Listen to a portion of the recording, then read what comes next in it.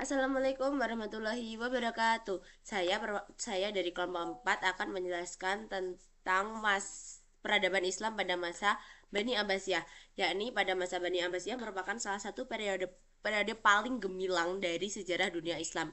Dinasti Abbasiyah menggantikan kekuasaan Bani Umayyah pada tahun 750 Masehi dan memindahkan pusat pemerintahan ke Baghdad yang kemudian menjadi pusat intelektual, budaya, dan politik dunia Islam selama lebih dari 5 abad. Periode ini dikenal sebagai era keemasan Islam, di mana terjadi kemajuan luar biasa di berbagai bidang seperti ilmu pengetahuan, seni, pemerintahan, dan juga ekonomi. Yang pertama yang akan saya bahas adalah pusat pemerintahan dan kebudayaan, yakni Baghdad sebagai Baghdad sebagai kota metropolitan. Yakni Baghdad didirikan pada tahun 762 Masehi oleh Khalifah Al-Mansur yang memiliki lokasi strategis di tepi sungai Tigris.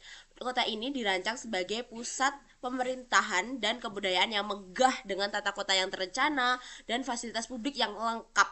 Baghdad dengan cepat berkembang menjadi kota metropolitan terbesar di dunia pada masa itu, dengan populasi mencapai ratusan ribu jiwa. Salah satu pencapaian terbesar Baghdad adalah berdirinya Baitul Hikmah atau Rumah Kebijaksanaan, sebuah perpustakaan dan lembaga penerjemahan yang menjadi pusat intelektual dunia Islam. Baitul Hikmah tidak hanya berfungsi sebagai perpustakaan, tetapi juga sebagai pusat penelitian dan pengembangan ilmu pengetahuan. Di sini, para ilmuwan dan penerjemah bekerja keras menerjemahkan karya-karya klasik dari bahasa Yunani, Persia, India, Mesir ke dalam bahasa Arab. Karya-karya tersebut meliputi bidang filsafat, matematika, astronomi, kedokteran, dan ilmu alam. Keberadaan Baitul Hikmah memungkinkan ilmu pengetahuan dari berbagai peradaban untuk dikumpulkan, dipelajari, dikembangkan lebih lanjut. Hal ini menjadikan Baghdad sebagai pusat intelektual yang menarik para ilmuwan, filsuf, dan cendekiawan dari berbagai penjuru dunia Islam dan bahkan sampai Eropa. Dan yang kedua, akan saya bahas kemajuan ilmu pengetahuan di masa Bani Abbasiyah. Masa Abbasiyah dikenal sebagai masa keemasan ilmu pengetahuan Islam, di mana terjadi kemajuan pesat di berbagai disiplin ilmu. Yang pertama adalah adanya kemajuan pesat pada matematika yang dipelopori oleh ilmuwan Al-Khwarizmi pada tahun 780 sampai 850 Masehi yang dikenal sebagai Bapak Al-Jabar. Karyanya yang berjudul Alkitab Al-Mukhtasar fi Hisab Al-Jabar wal Muqabala merupakan buku pertama yang secara sistematis membahas aljabar sebagai cabang matematika yang berdiri sendiri. Al-Khwarizmi juga memperkenalkan sistem angka Arab yang menggunakan angka 0, yang merupakan inovasi penting dalam sejarah matematika karena memudahkan perhitungan dan pengembangan ilmu matematika modern. Selain itu, matematikawan Abbasiyah mengembangkan konsep-konsep geometri, trigonometri, dan algoritma yang kemudian menjadi dasar bagi ilmu pengetahuan dan teknologi di masa depan. Selanjutnya, di bidang kedokteran juga mengalami kemajuan yang luar biasa.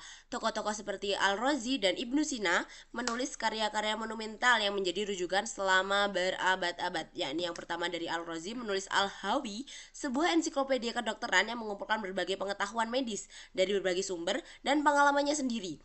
Ia juga dikenal sebagai salah satu dokter pertama yang membedakan antara cacar dan juga campak. Yang kedua, Ibnu Sina menulis Al-Qanun fil Al-Tabib, The Canon of Medicine yang menjadi buku teks utama di universitas-universitas Eropa hingga abad ke-17. Buku ini membahas anatomi, diagnosis, pengobatan, dan farmakologi secara sistematis dan ilmiah. Selain itu, rumah sakit Bimaristan didirikan sebagai kota besar yang tidak hanya berfungsi sebagai tempat pengobatan tetapi juga sebagai pusat pendidikan kedokteran. Selanjutnya, di bidang astronomi menjadi salah satu bidang ilmu yang sangat maju pada zaman kekuasaan Abbasiyah. Para ilmuwan membangun observatorium untuk mengamati pergerakan benda-benda langit dengan lebih akurat. Mereka juga mengembangkan alat-alat observasi seperti astrolab dan sextant. Saya kurang ngerti ini. Tokoh seperti Al-Batani dan Al-Fagrani membuat pengukuran dan perhitungan yang memperbaiki model geosentris Ptolemaios pengetahuan astronomi. Ini sangat penting untuk penentuan waktu sholat, arah kiblat, dan kalender Islam. Selanjutnya di bidang filsafat ada filsuf seperti Al-Farabi, Al-Ghazali, dan Ibnu Rushd menggabungkan pemikiran filsafat Yunani dengan ajaran Islam membahas masalah metafisika, etika, dan juga logika. Selanjutnya di bidang kimia ada ilmuwan seperti Jabir Ibnu Hayyan, dianggap sebagai bapak kimia modern. Ia mengembangkan teknik-teknik laboratorium dan menulis banyak karya tentang zat kimia dan proses kimiawi. Dan selanjutnya ada geografi, ilmuwan seperti Al-Idrisi membuat peta dunia yang sangat akurat dan menulis buku-buku geografi yang menjadi referensi bagi para penjelajah. Dan yang terakhir ada di bidang sastra. Karya sastra dan puisi berkembang pesat dengan munculnya karya-karya klasik seperti 1001 Malam yang mencerminkan kekayaan budaya dan imajinasi masyarakat Abbasiyah. Yang kedua adalah kemajuan ilmu pengetahuan masa Abbasiyah adalah era keemasan ilmu pengetahuan Islam. Pada masa Abbasiyah, ilmu pengetahuan berkembang sangat pesat hingga menjadikan periode ini sebagai era keemasan Islam. Dalam bidang matematika, sosok yang paling terkenal adalah Al-Khwarizmi. Ia memperkenalkan konsep aljabar dan menyusun metode perhitungan yang menjadi dasar dari matematika modern. Bahkan, sistem angka 0 Arab yang kita kenal sekarang termasuk penggunaan angka 0 berasal dari karyanya. Penemuan ini memengaruhi perhitungan di seluruh dunia hingga Eropa. Di bidang kedokteran, kita mengenal tokoh besar seperti Al-Razi dan Ibnu Sina. Karya monumental mereka seperti Al-Hawi dan Al-Qanun fi al-Tib bukan hanya dipelajari di dunia Islam, tetapi juga dijadikan rujukan utama di Eropa selama berabad-abad. Dalam buku-buku tersebut dibahas berbagai penyakit, cara diagnosis, hingga metode pengobatan yang sangat maju untuk ukuran zamannya. Ilmu astronomi juga tidak kalah berkembang. Pada masa Abbasiyah didirikan observatorium dan dibuat alat-alat untuk mengamati pergerakan bintang serta planet. Para ilmuwan melakukan perhitungan posisi benda langit, membuat tabel astronomi, dan mengembangkan teori yang kelak berpengaruh pada ilmu astronomi modern. Selain itu, cabang ilmu lain seperti filsafat, kimia, geografi, dan sastra juga mengalami kemajuan yang signifikan. Banyak karya-karyanya diterjemahkan ke dalam bahasa Arab, lalu dikembangkan oleh para ilmuwan Muslim sehingga melahirkan tradisi intelektual yang kaya dan berpengaruh. Yang ketiga yaitu sistem pemerintahan dan administrasi Bani Abbasiyah. Tidak hanya dalam ilmu pengetahuan, sistem pemerintahan pada masa Abbasiyah juga mengalami perubahan besar. Bani Abbasiyah mengembangkan struktur pemerintahan yang lebih rapi dan birokratis dibandingkan dengan masa-masa sebelumnya. Mereka membentuk lembaga-lembaga yang khusus menangani urusan pajak, keuangan, hingga administrasi sipil. Hal ini membuat roda pemerintahan berjalan lebih efisien dan teratur.